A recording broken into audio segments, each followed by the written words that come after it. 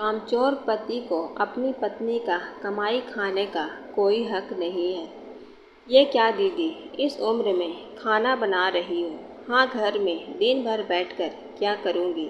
हाथ पैर जब तक चलता है तब तक करूँगी, फिर तो बहू की मौज है। दिन भर ऑफिस में रहना, गप्पे लगाना और घर में बना बनाया खाना। नहीं रे, वो दिन भर ऑफिस में गप्पे नहीं मारती, काम करती है, तब जाकर उसको 4 पैसे मिलते हैं, जिस घर का खर्च चलता है। हाँ, मैं तो ऐसे ही कह रही हूँ, मेरी बहू तो मना करती है। आप मत किया कीजिए माँ जी, बाकी काम मैं आकर कर लूँगी। पर वो भी तो इंसान है, कितना घर और बाहर का करेगी। और विजय, वो अच्छा खासा कमा लेता होगा, फिर बहू को नौकरी की क्या ज़रूरत। बुरा मत मानना दीदी, पर अब आपकी उम्र आराम करने की है, यूँ घर का काम करने के लिए नहीं। बस सविता जी चुप हो गई। जहाँ बेटे की बात आती थी उसकी गर्दन झुक जाती थी। वो कैसे रहती, उसका बेटा विजय कुछ कमाता धमाता नहीं, बैठकर अपनी बीवी की कमाई खाता है। आसपास वाले से तो वो यही कह दिया करती थी कि अभी ढूंढ रहा है, काम मन लायक नहीं मिल रहा है। जब से मुआ लॉकडाउन हुआ तब से तो रोजगार के लाले पड़ गए, पर अपनी बहन की परखी आंखों से सब कैसे छुपाती, लेकिन किसी तरह वो छुपाने में कामयाब हो गई।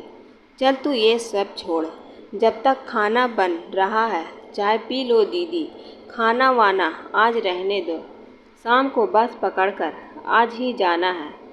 अभी तो मैं विमला से मिल आता हूँ, नहीं तो कहेगी मेरी सहेली आई और मिली भी नहीं। हाँ, मिल आ। सविता जी जब से ब्याह कर आई तब से कमला का आना जाना लगा रहा था। छोटी बहन थी, सविता जी के ससुराल में हिल मिल गई थी। आ गई बेटा। हाँ माँ जी, आज महीने की 1 तारीख थी तो थोड़ा देर हो गई आने में। देखिए ये साड़ी कैसी लग रही है, होली आ रही है ना, आप पहनिएगा। बहू मेरे ऊपर क्यों खर्च करती है बेटा, ये कहती कांची बहू समझदार और संस्कारी बहू अपने आचरण से ससुराल में सबके दिल में जगह बना ली। सविता जी को शुरू से ही चाहती थी कोई पढ़ी लिखी बहू आए, क्योंकि बचपन से वो भी पढ़ना चाहती थी, लेकिन उसके घर में बेटियों को बेटों के बराबर का दर्जा नहीं मिलता था, इसलिए उसे पढ़ाया नहीं गया। कमला तो थोड़ा बहुत पढ़ी लिखी भी थी, लेकिन सविता जी बहुत शिक्षित आई। सब कुछ हंसी खुशी अच्छा चल रहा था। विजय भी अच्छा खासा कमा लेते थे, 2 बच्चे भी स्कूल जाने लगे। बस इसी तरह समय बीतता रहा। विजय का धीरे धीरे नौकरी ढूंढने से मन उठने लगा। अब वो घर में रहकर आरामप्रस्त इंसान बन गया था, या कहें एक तरह से वो नकारा और निठल्ला बन गया था। धीरे धीरे घर की जमा पूंजी खत्म होने लगी थी। अब कांची और सविता जी को घर का खर्च की चिंता सताने लगी थी। उन्होंने बहुत विजय को समझाने की कोशिश की, पर सारी नाकाम रही। अब कांची को एक ही रास्ता दिख रहा था कि वह नौकरी करे।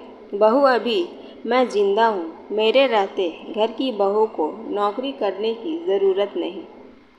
कांची के ससुर जी ने कहा, वह नकारा कामचोर को अब घर में घुसने नहीं दूंगा। बाबूजी, यह मेरा भी तो घर है, मेरा भी तो हक है। जब बेटा घर चला सकता है तो बहू क्यों नहीं। भगवान जाने उसकी बुद्धि को क्या हो गया, कहकर सविता जी रोने लगी। माँ जी, आप क्यों चिंता कर रही हैं? कांची ने एक छोटे से ऑफिस में नौकरी कर ली शुरू। मैं बहुत परेशानियाँ हुई, उससे घर और बाहर घर का सारा काम संभालना पड़ता था, जिसकी वजह से वह पिसती जा रही थी। ऊपर से विजय का उखाड़ स्वभाव, कभी कभी तो ताने भी दे दिया करता था, क्योंकि वह अपनी पत्नी की कमाई खाने लगा था और कांची कई बार पैसे देने से मना करती थी। फिर भी उसकी बुद्धि में कुछ नहीं घुस रहा था। वो कांची के नौकरी करने से और भी आलसी हो गया।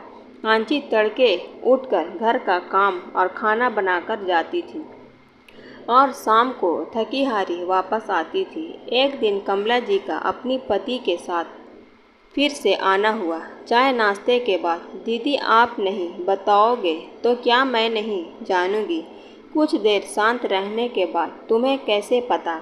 वो आपकी पड़ोस में रहने वाली गीता है ना, उसकी मम्मी रहती है मेरे पड़ोस में। बस वहीं मुलाकात हो गई और बातों बातों में सविता जी फूट फूट कर रोने लग गई। देखो ना, दुनिया अब थू थू कर रही है ना, जाने इसकी बुद्धि को क्या हो गया है। पहले नौकरी छोड़ी, फिर घर में आराम करने लग गया, फिर खाने पीने लग गया। बहू ही घर का खर्च चलाती है। अरे दीदी, कामचोर पति को अपनी पत्नी की कमाई खाने का कोई हक नहीं है, आने दो उसे। यह क्या तुम्हारी उम्र है? तुमको तुम्हारे पिता और पत्नी वाले, जबकि तुम्हें अपने बच्चे और परिवार को पालना चाहिए। मौसी जी को देखकर विजय थोड़ा हिचकिचा गया। वह अपने मौसी जी का बहुत इज्जत करता था। हाँ विजय, हमें तुमसे ऐसी उम्मीद नहीं थी। अभी भी समय है, सुधर जाओ। जानते तो हो ना, मेरा बड़ा बेटा वकील है, अगर चाहूँ तो तुम पर केस बना सकता है। कांची तुम पर यह कैसे कर सकती है? तुम अपनी पत्नी का कमाई खा रहे हो और अपने माँ बाप का बुढ़ापे में भरण पोषण नहीं कर रहे हो। दीदी जरा लगाइए फ़ोन बहू को, वह तो पति धर्म और लोक लिहाज के भय से चुप बैठी है। अभी मैं फ़ोन करती हूँ कांची को। कांची ने फ़ोन उठाया। मौसी जी ने फ़ोन स्पीकर लगा दिया। कांची समझ गई थी केस करने के लिए। विजय के चेहरे पर डर और घबराहट का पसीना उतर आया। वह माफ़ी मांगने लगा, साथ ही घर की जिम्मेदारी और नौकरी करने को भी तैयार हो गया। सविता जी ने धीरे से कमला से पूछा, मेरी बहू इतनी जल्दी तैयार कैसे हो गई? अरे दीदी, इन्होंने चुपके से मैसेज भेज दिया था बहू को, तभी वह झूठ मूठ और तैयार हो गई। विजय को सही रास्ते पर लाने के लिए वो अब से इतनी होशियार हो गई। कमला दीदी, आपसे थोड़ा बहुत तो पढ़ी हूँ।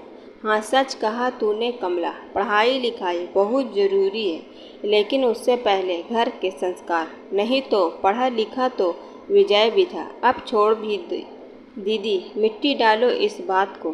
तब तक कांची ऑफिस से आ गई और विजय चाय बनाकर ले आया। अरे विजय, तुम चाय बनाकर क्यों लाए हो? मौसी जी, जब मैं कमाता था तब कांची मेरा ख्याल रखती थी। तब तक मैं कोई अच्छी नौकरी नहीं ढूंढ लेता, तब तक घर के कामों में मैं भी मदद किया करूँगा। अब मैं अपनी पत्नी की कमाई खाऊँगा भी तो घर परिवार की जिम्मेदारियाँ के साथ। आखिर जिम्मेदारियाँ में भी तो हमारी आपस की बराबरी होनी चाहिए। सही कहा बेटा, ऐसे ही पति पत्नी एक दूसरे का सुख दुख बांट ले, तभी घर गृहस्थी चलती है।